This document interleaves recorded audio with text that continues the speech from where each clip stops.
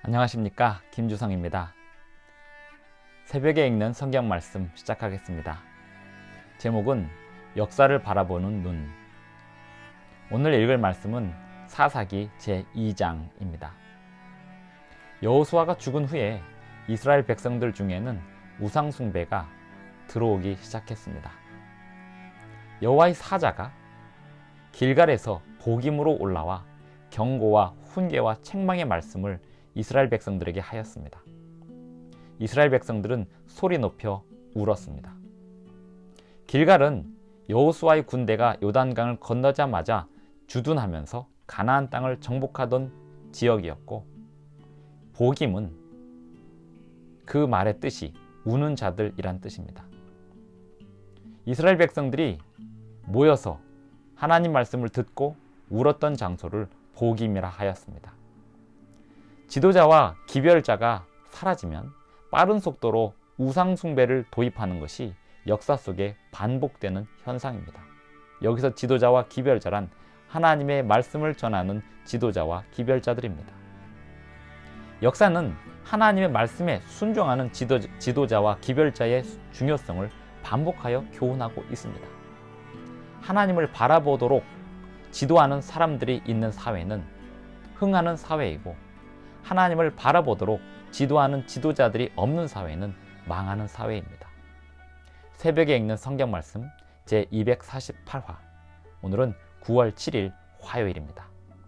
사사기 제2장을 먼저 읽겠습니다. 사사기 2장입니다. 1절부터 23절까지 읽겠습니다.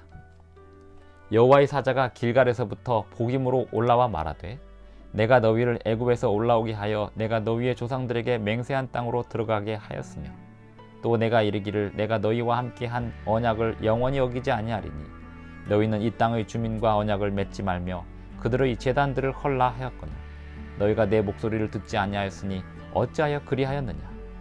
그러므로 내가 또 말하기를 내가 그들을 너희 앞에서 쫓아내지 아니하리니 그들이 너희 옆구리에 가시가 될 것이며 그들의 신들이 너희에게 올무가 되리라 하였노라. 여호와의 사자가 이스라엘 모든 자손에게 이 말씀을 이르매 백성이 소리를 높여 운지라. 그러므로 그곳을 이름하여 복임이라 하고 그들이 거기서 여호와께 제사를 드렸더라. 전에 여호수아가 백성을 보내매 이스라엘 자손이 각기 그들의 기업으로 가서 땅을 차지하였고, 백성이 여호수아가 사는 날 동안과 여호수아 뒤에 생존한 장로들, 곧 여호와께서 이스라엘을 위하여 행하신 모든 큰 일을 본 자들이 사는 날 동안에 여호와를 섬겼더라.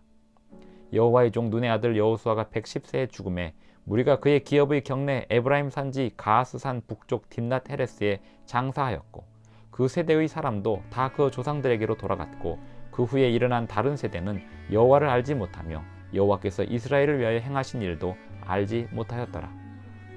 이스라엘 자손이 여호와의 목전에 악을 행하여 바알들을 섬기며 애굽 땅에서 그들을 인도하여 내신 그들의 조상들의 하나님 여호와를 버리고 다른 신들, 곧 그들의 주위에 있는 백성의 신들을 따라 그들에게 절하여 여호와를 진노하시게 하였으되, 곧 그들이 여호와를 버리고 바알과 아스타롯을 섬겼으므로 여호와께서 이스라엘에게 진노하사 노략하는 자의 손에 넘겨주사 그들이 노략을 당하게 하시며, 또 주위에 있는 모든 대적의 손에 팔아 넘기심에 그들이 다시는 대적을 당하지 못하였으며, 그들이 어디로 가든지 여호와의 손이 그들에게 재앙을 내리시니 곧 여호와께서 말씀하신 것과 같고 여호와께서 그들에게 맹세하신 것과 같아서 그들의 괴로움이 심하였더라. 여호와께서 사사들을 세우사 노략자의 손에서 그들을 구원하게 하셨으나 그들이 그 사사들에게도 순종하지 아니하고 오히려 다른 신들을 따라가 음행하며 그들에게 절하고 여호와의 명령을 순종하던 그들의 조상들이 행하던 길에서 속히 치우쳐 떠나서 그와 같이 행하지 아니하였더라. 여호와께서 그들을 위하여 사사들을 세우실 때에는 그 사사와 함께 하셨고, 그 사사가 사는 날 동안에는 여호와께서 그들을 대적의 손에서 구원하셨으니 이는 그들이 대적에게 압박과 괴롭게 함을 받아 슬피 부르짖음으로 여호와께서 뜻을 돌이키셨음이거늘. 그 사사가 죽은 후에는 그들이 돌이켜 그들의 조상들보다 더욱 타락하여 다른 신들을 따라 섬기며 그들에게 절하고 그들의 행위와 패역한 길을 그치지 아니하였으므로 여호와께서 이스라엘에게 진노하여 이르시되, 이 백성이 내가 그들의 조상들에게 명령한 언약을 어기고 나의 목소리를 순종하지 아니하였은즉 나도 여호수아가 죽을 때에 남겨둔 이방 민족들을 다시는 그들 앞에서 하나도 쫓아내지 아니하리니 이는 이스라엘이 그들의 조상들이 지킨 것 같이 나 여호와의 도를 지켜 행하나 아니하나 그들을 시험하려 함이라 하시니라. 여호와께서 그 이방 민족들을 머물러 두사 그들을 속히 쫓아내지 아니하셨으며 여호수아의 손에 넘겨주지 아니하셨더라. 사사기 2장을 읽었습니다. 사사기 2장 1절부터 23절까지 읽었습니다. 사사기 1장에서 보았던 것처럼 2장에서도 뚜렷한 지도자의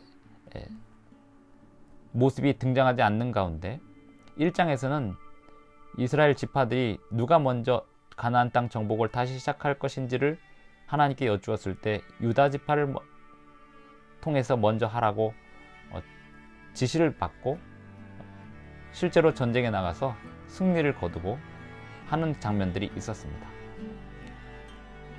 보이지 않는, 드러나지 않은 지도자들이 있었을 것입니다.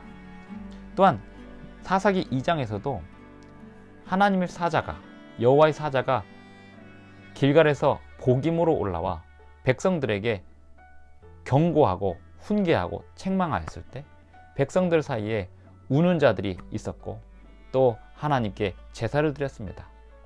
그들 사이에 서로를 독려하던 지도자들이 있었을 것입니다. 모세나 여호수아 같은 뚜렷한 지도자가 없어도 하나님은 당신의 백성들을 운영하실 수 있고 또 그들 사이에서 하나님 말씀에 순종하는 사람들을 중심으로 하나님의 말씀이 바로 설 수 있습니다. 하지만 그러한 지도자들이 사라지게 되고 여호수아의 생존한 날 동안에 그와 함께했던 장로들도 다 사라지게 되자 여호수아 2장에 보면 여호수아 2장에서 10절 그 세대의 사람도 다 그 조상들에게로 돌아갔고 그 후에 일어난 다른 세대는 여호와를 알지 못하며 여호와께서 이스라엘을 위하여 행하신 일도 알지 못하였더라 라는 말씀으로 설명되고 있습니다. 이런 일이 있지 않으려면 어떻게 해야 할까요?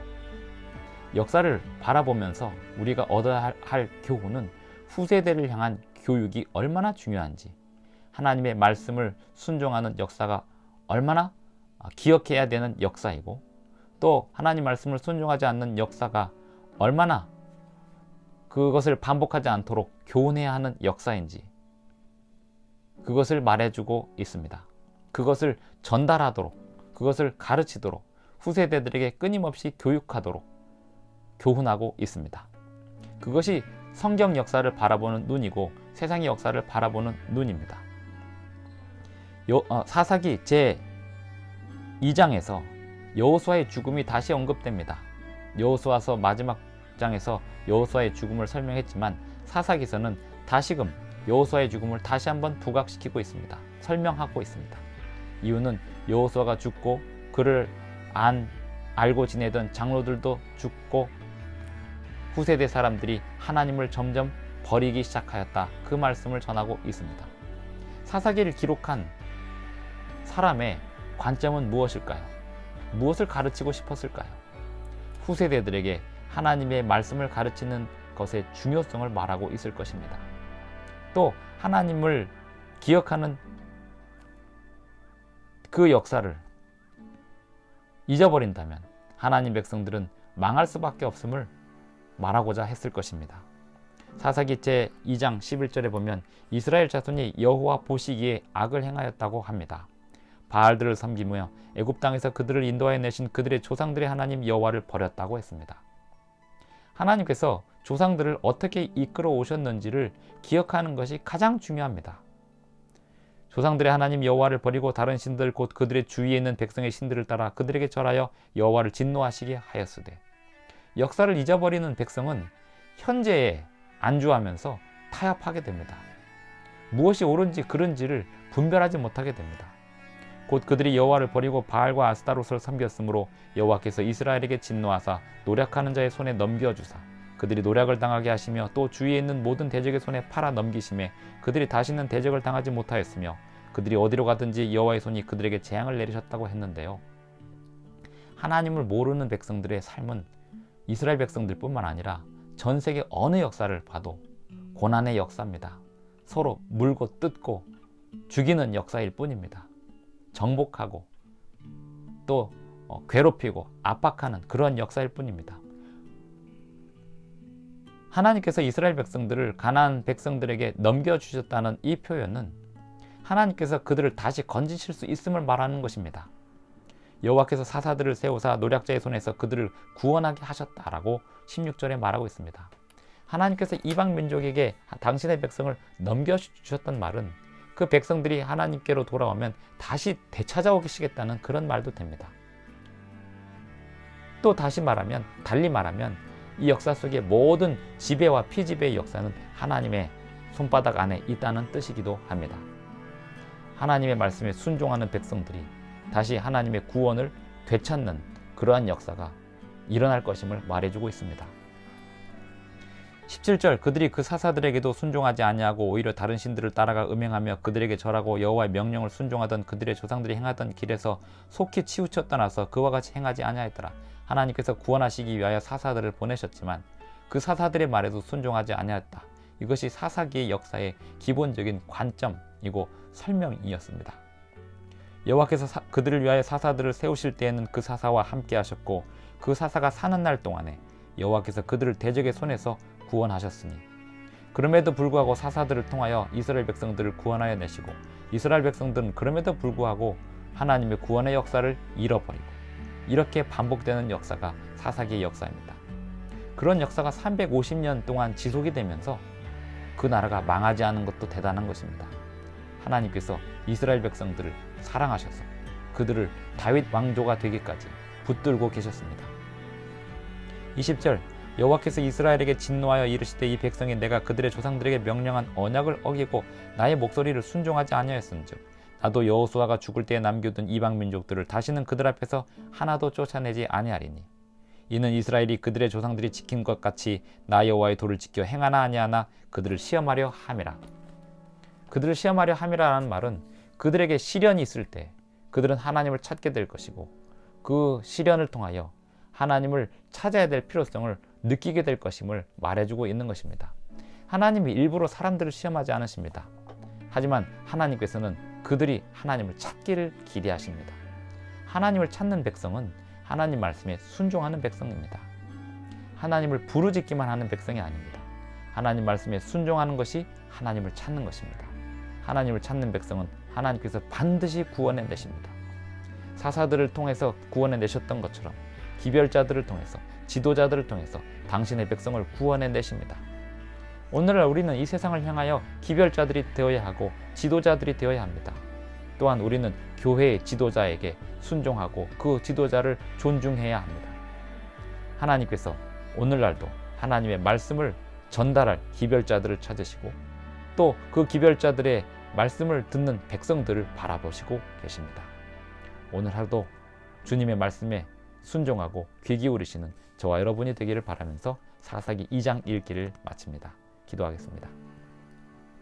하늘에 계신 우리 아버지, 오늘도 우리에게 새 아침을 주셔서 감사합니다. 오늘 하루도 우리의 생애 속에서 주님의 말씀이 계속해서 들려지기를 원하오니 우리를 책망하여 주시고 교훈하여 주시고 권고하여 주시사 주님의 말씀을 따라서 바른 길로 갈 수 있도록 도와주시옵소서. 예수님의 이름으로 기도드리옵나이다. 아멘.